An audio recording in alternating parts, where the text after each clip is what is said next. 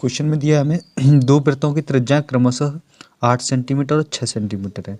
दो वृत्त दिए हैं जिनका त्रिज्या पहले का 8 है और दूसरे का 6 है। उस वृत्त की त्रिज्या ज्ञात कीजिए जिसका क्षेत्रफल इन दोनों वृत्तों के क्षेत्रफलों के योग के बराबर है। ठीक है, तो यहाँ हल में लिखेंगे हम। तो तीसरे वृत्त का क्या पूछा है? त्रिज्या पूछिए। तो हमें पता नहीं तीसरे वृत्त की, तो यहाँ मान लेते हैं।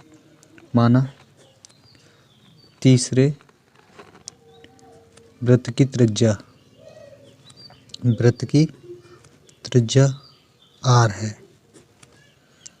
r है, इसलिए क्षेत्रफल क्या होगा तीसरे वृत्त का?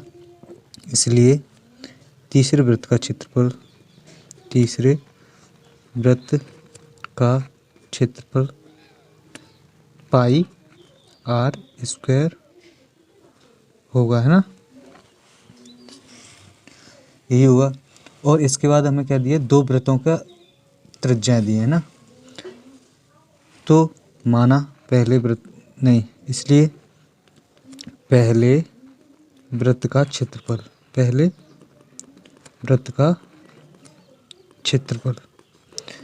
क्या होता है हमारा? पाई r स्क्वायर। तो पहली त्रिज्या r1 मान लेंगे यहाँ पे। तो पाई r1 कितनी? 8 का स्क्वायर बराबर 64 पाई, लिख लेंगे 64 पाई। ठीक है, ये हो गया हमारे पहले वृत्त का क्षेत्रफल। इसी तरह दूसरे वृत्त का क्षेत्रफल क्या होता है? पाई r2 स्क्वायर। तो पाई r2 कितना दिया है हमें? 6 सेंटीमीटर। कितना? 6 सेंटीमीटर। तो ये कितना हो गया हमारा? 36 पाई।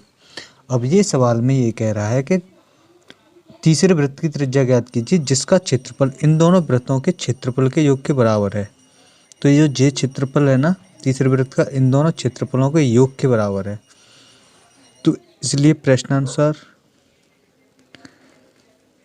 लिख लेंगे तीसरे वृत्त का क्षेत्रफल क्या है? पाई r स्क्वायर, और इन दोनों क्षेत्रफलों के योगफल के बराबर है। तो 64 पाई प्लस 36 पाई। ठीक है, तो पाई r स्क्वायर बराबर 64 और 36 कितना हो गया अपना? 100 पाई। पाई से पाई कैंसिल, r स्क्वायर बराबर 100।